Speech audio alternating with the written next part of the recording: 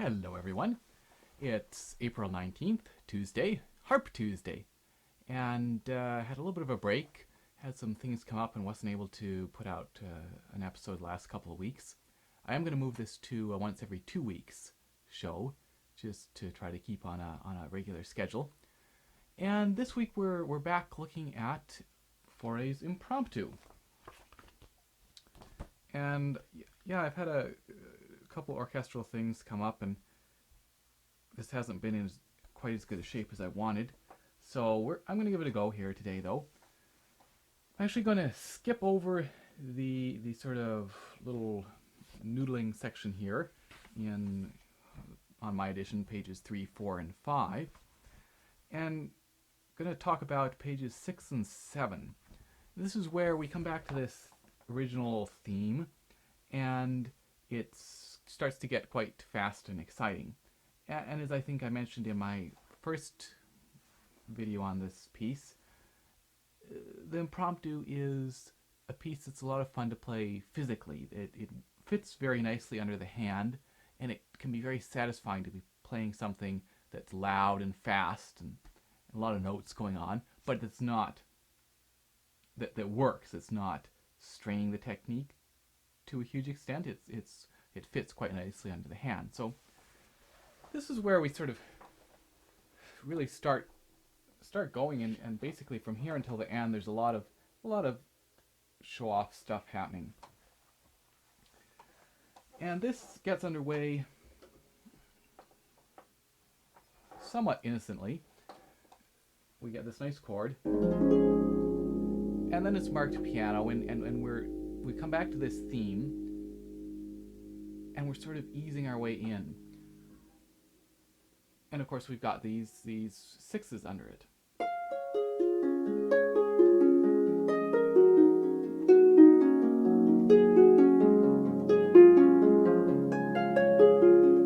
So you can hear that. There's that same theme, and of course it's faster than that.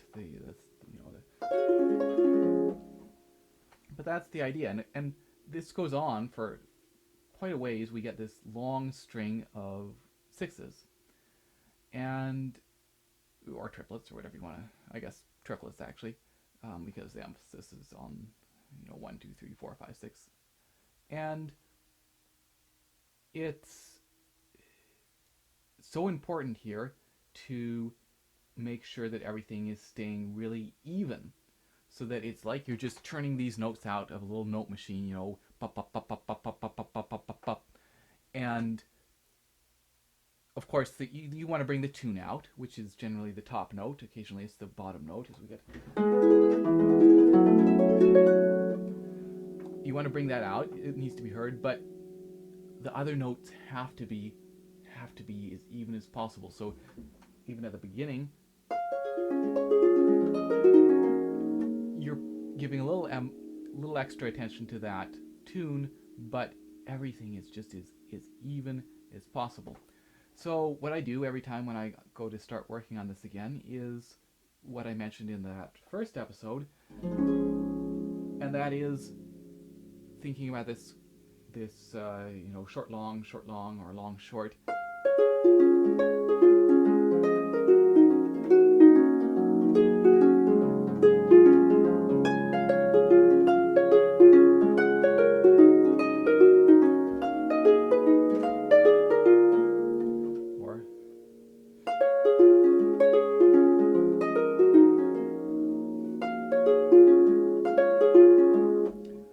So doing that both ways, and that helps build that attention to each finger and helping get it as even as possible. You can break this up. What I would often do is continue on through the what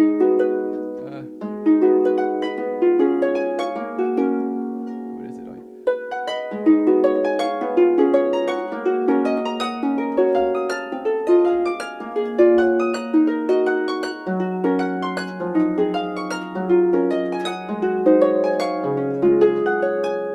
And then go back and do it the other way, and then come back and do this section.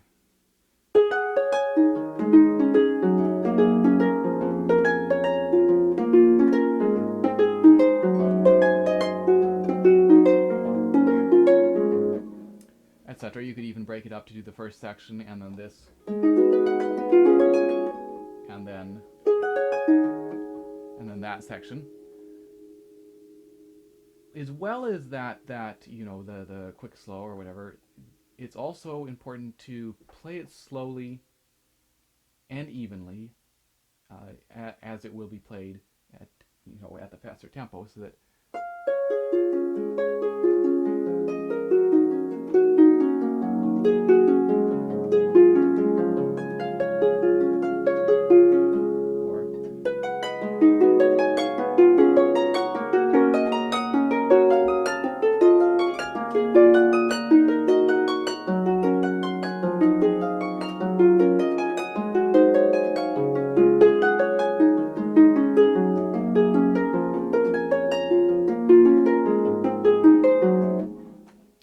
we get used to hearing that really evenly. So playing it at a very slow, very slow, safe tempo, where you're sure that you're going to be able to play it really evenly and crisply, and not worrying about, you know, in something like that, probably just bring the tempo up, not the tempo, bring the volume up,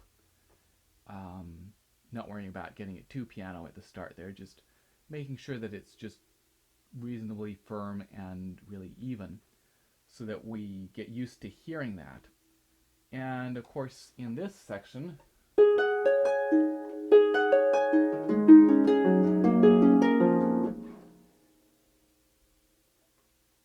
we want to try to be, without punching the, you know, the 1 2 3 1 2 3 1 2 3, without doing that, without really punching it, we do want to hear that as two groups of three, because of the way it's fingered,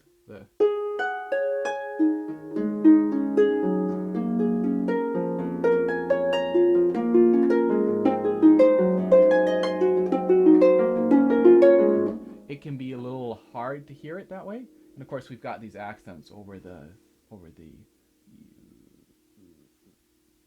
I guess over the eighth notes, over the, you know, the 1 and the 1, so that just playing it slowly and trying to hear that as 1 2 3 1 2 3. Now, this, of course, this little is a pattern that actually comes up quite a lot in harp writing, but this might be the first time that you've encountered it. So that instead of, you know, it's 4 and now 2 and now 3 and now 1. So that's actually something that works really nicely on the harp and gives it a slightly different sound than doing,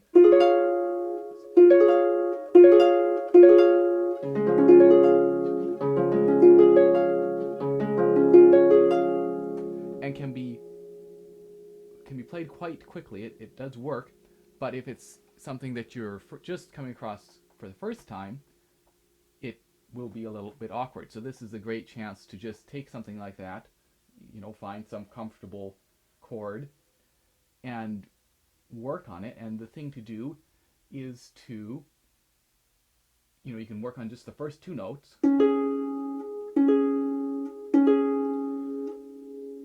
and then throw that third one in there.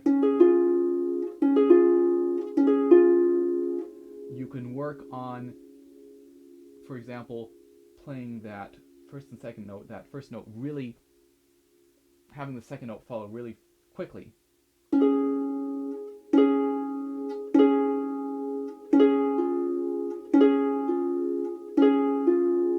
Or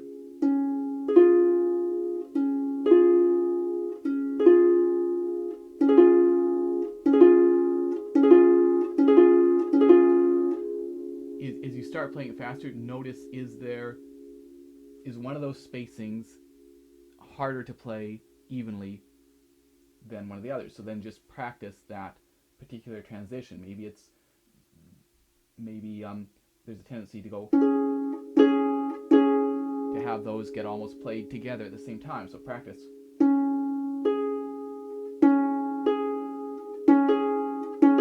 Practice being able to control the amount of space between there.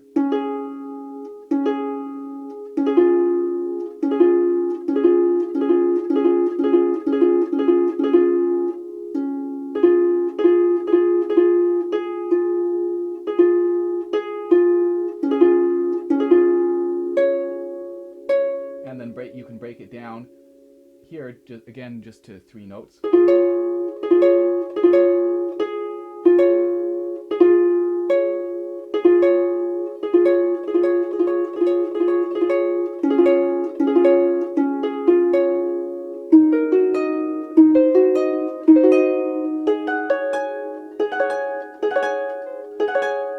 And eventually you want it to feel just as if you were playing a broken chord, so that that same speed, evenness, and precision that we can get from a broken chord, we can get from this chord, which is broken in just a slightly different order. The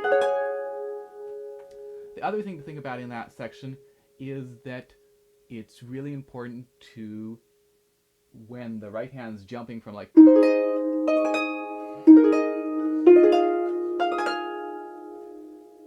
some of these jumps, a lot of the time it's just staying, some of the time it's just staying in approximately the same spot, but then whoop, it'll jump up. And this is a point in time to make sure that you are placing that in advance, so that as soon as the right hand finishes, it's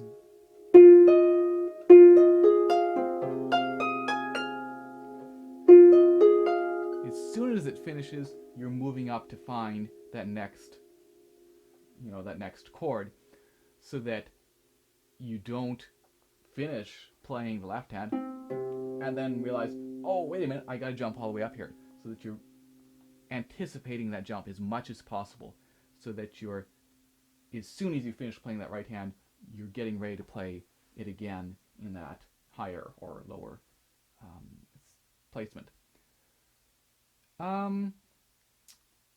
Now, another thing about this section is sometimes there can be a tendency to want to play it too fast.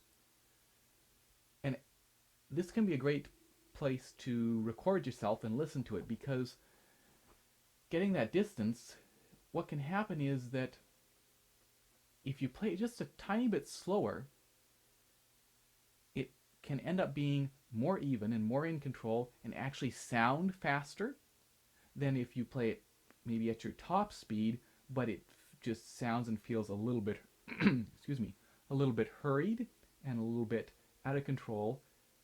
And so that making sure that it's fully in control and as even as possible can make it sound faster than if you played it at a slightly faster tempo. I'm going to give it a try here and see how it goes.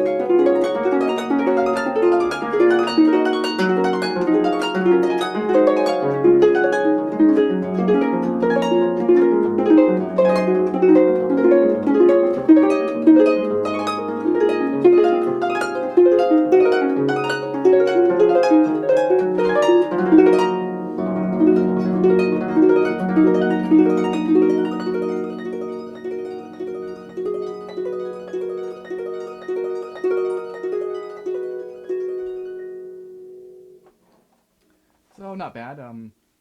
That very ending is a little tricky.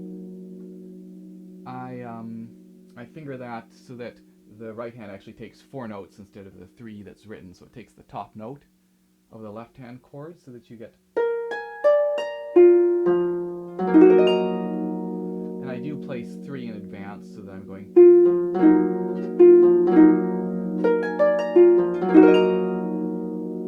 And by breaking it a little bit, it actually means we can cheat a little bit, and it doesn't. If it's flat, it's going to be much harder to get it to come right in rhythm. But by going.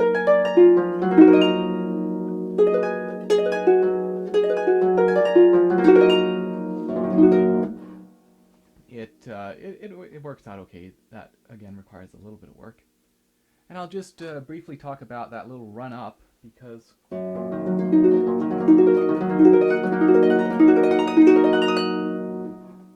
again, that's something that we've been doing this loud and fast and even, and making sure each note is as loud and is the same as the surrounding notes. So you can play around with all these.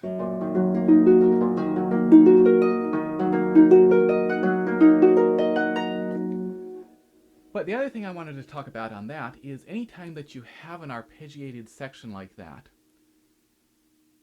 you want to pay attention to the notes in the weak position, so that we will hear, 1, 2, 1, 2, 1, 2. We'll hear 4, and when, to a certain extent, we'll also hear 2. 1, 2, 3, 4, 1, 2, 3, 4. So to make it really awesome and to make it really driving, what we actually want to do is punch the ands, the 1, 2, 3, 4.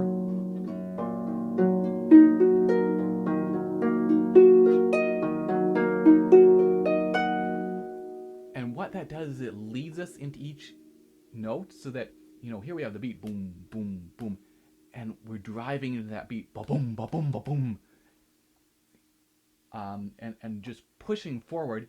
And it also can help give the effect of a crescendo throughout, because on this section we do eventually come down, but we do want that driving feeling, so that just practicing.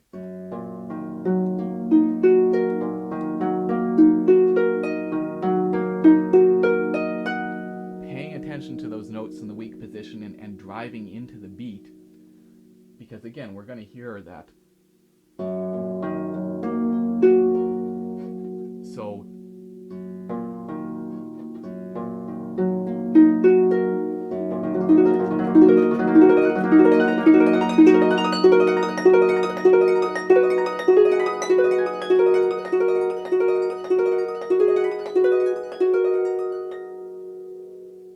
anyway, just something to think about, and that's applicable into a wide range of pieces. Again, anytime you see an arpeggio or a scale or something like that, you do really want to pay attention to those notes in the weak position and use them to help drive ourselves forward.